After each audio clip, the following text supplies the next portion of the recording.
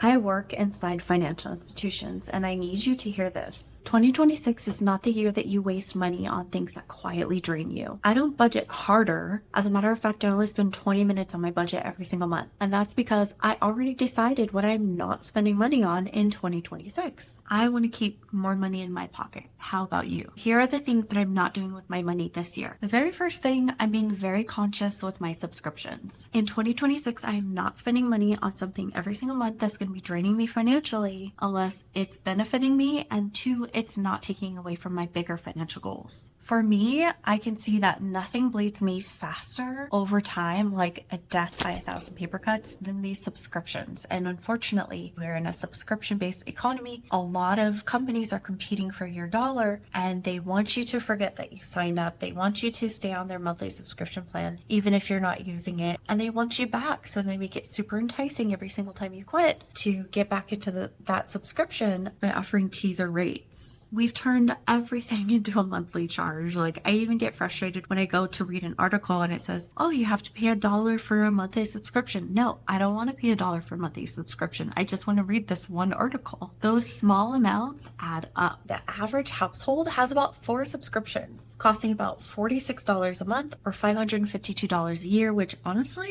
I don't think is that bad. The crazy thing though is that 50% of people who signed up for a subscription forgot that they did it and forgot to cancel. That money is leaking out of your life quietly. Imagine what you could spend that on instead. I already have clear priorities for 2026. If you're interested to see in how I do this process, you can check it out here. Here are what my subscriptions look like. For my personal, I have 5 subscriptions, so I'm already above the average. And I pay $93 a month for these subscriptions. I pay $9.24 for cloud storage. I pay $36.38 for home security monitoring. Now, I could downgrade this to a free version. I pay $13.22 for Spotify. Now, I can possibly cancel this. I'm not listening to it very often right now. And in fact, I'm listening to YouTube a little bit more as I work on my business. So this is something that I could cancel. But I do want to point out that this is actually a downgrade for me. I had a premium subscription and I've actually downgraded that. $25.38 for Planet Fitness. And let's be honest, I'm on the road a lot, so I'm going to the hotel gyms and doing a lot more walking, so I'm not actually in the gym. I could probably cancel this as well. And $8.81 for, of course, Netflix. I only have this one entertainment subscription to watch videos. Every now and then we'll switch to Prime. It just depends on what show we're trying to binge, and recently it was Stranger Things. So I still have my Netflix subscription. We're transitioning to another series, but who knows, this could be something that I cancel as well. Now for my business, I do have the average of 4 subscriptions, but my total cost is a lot higher than the average. I pay about $108 every single month. $9.27 for my Google website, $34 for a school account, and that's more for networking and collaborating. Now I pay this in full, but it comes out to about $25 a month for video editing software. And of course, with any business, you need to have legal. I pay about $40 a month for my legal subscription. Here's how I decide what stays, what goes, or what gets reduced. I ask myself 3 questions. Does the cost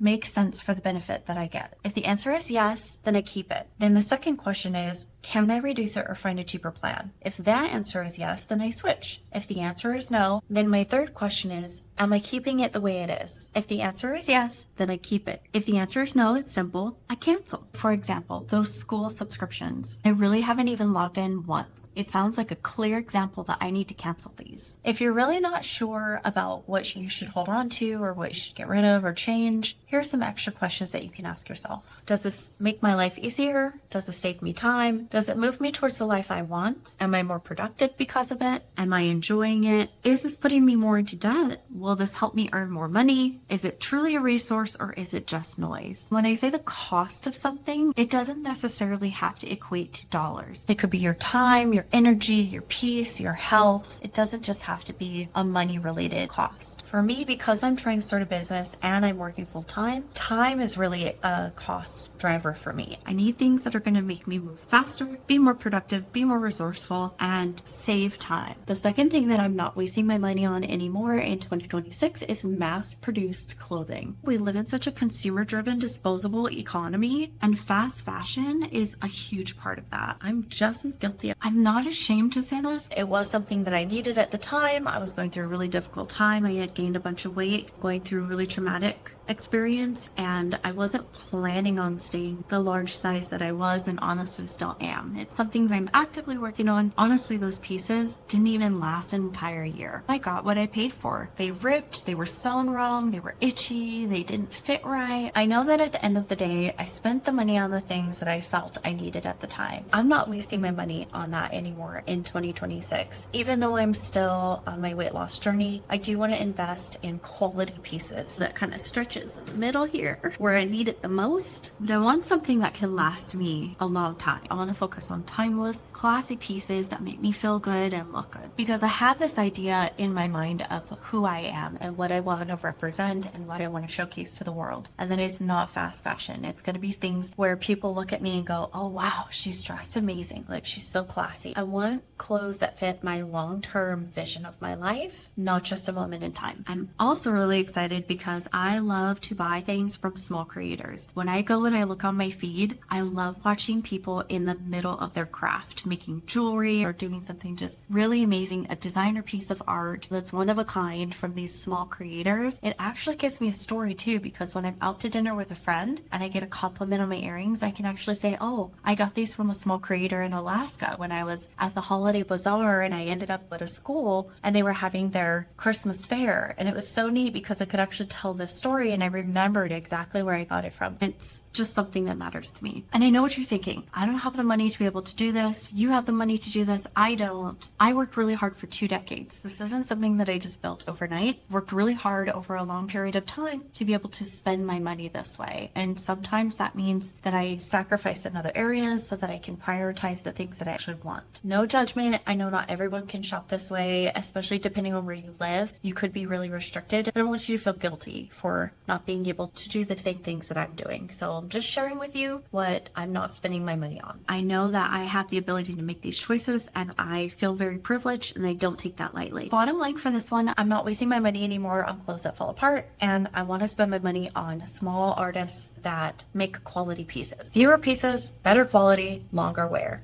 The AC just turned on, so I have to turn it off. There we go. As a financial examiner, I'm already very fee conscious. I will tell you, there are some places where fees will sneak in. Now, I don't usually pay penalty fees like low balance and things like that, something I'm already really aware of, but I have noticed some really small fee areas that have added up. And honestly, they're completely preventable. Here are the fees that I'm avoiding in 2026. Bag fees, delivery fees, and rush fees. I plan better. I bring reusable bags with me when I'm on the road or I'm going to the store or I'm traveling. I can avoid that bag fee because I think it's annoying. It's a really small amount, like 8 cents or 10 cents, but it's the principle. I just don't think that I need to be paying that, and so I plan ahead. I don't prioritize delivery services. I know that's a weird thing nowadays when everybody's ordering DoorDash and Uber Eats and things like that. It's just not something that I'm into. I've never really been into it at all. I don't mind going and getting my own food. I'd rather go to a restaurant and tip more than pay for an administrative fee. And I say that as a former Uber and Lyft driver. I really appreciated the tips, but the administrative fees always bothered me. I'm like, where is this money going? Why is it X amount of dollars going to this company? For what reason? I'm doing all the work. It makes no sense. So the administrative delivery fees just really rub me the wrong way. I'm not paying for those in 2026. I'm not paying extra to rush something. I plan things out on purpose,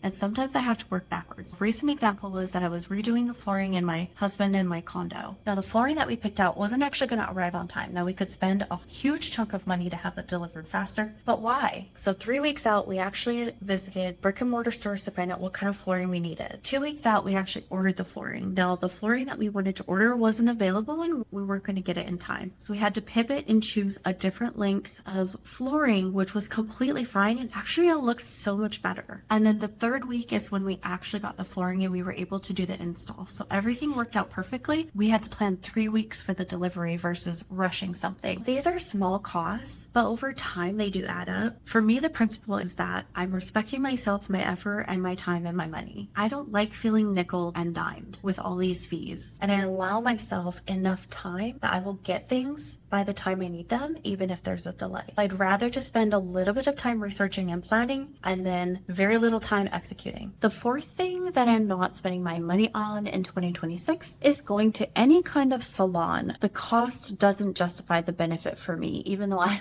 love watching nail artists and hair artists online do amazing things. It's just, for me, it doesn't make sense. I went through a really long depression, and doing my own nails and learning a skill was a creative outlet for me, and it really helped me get through a hard time.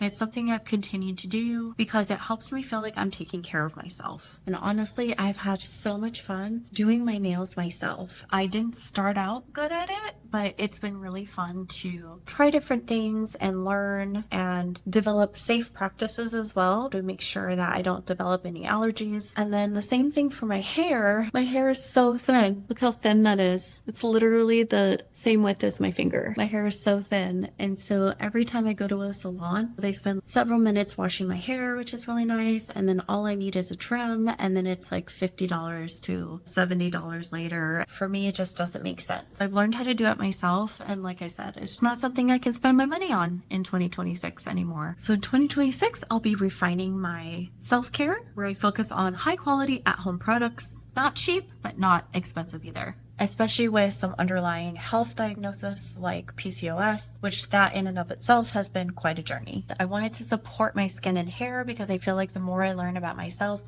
the better I actually feel. Oh my gosh. You know when you just have like a hair tickling you and you just feel it? Yeah. Annoying. Number 5 is actually something I'm going to credit towards my husband. We were talking about what we weren't going to spend our money on in 2026.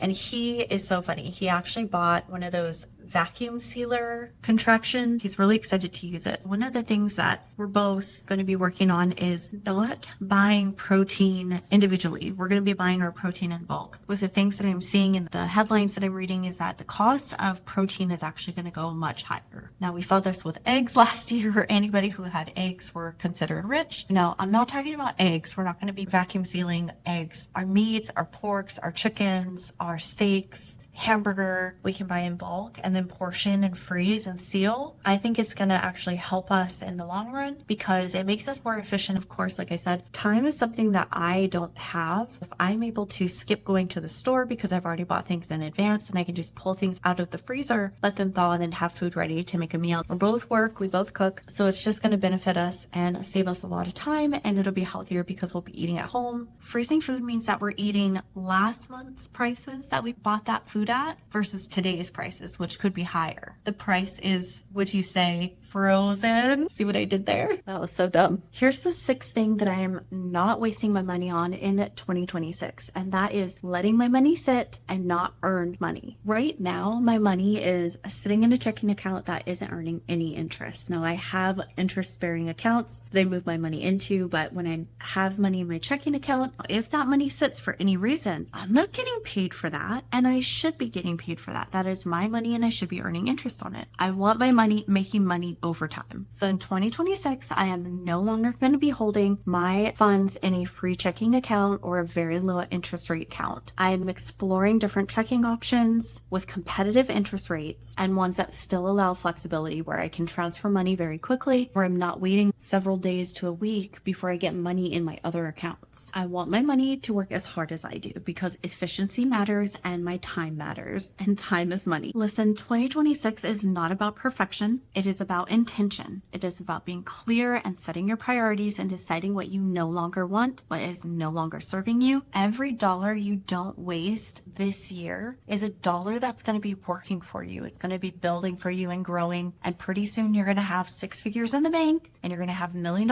in your account at the time you want to retire. That's what this video is all about. If you are ready to plan your 2026 with clarity, you're going to want to watch this next. I'll see you in the next one.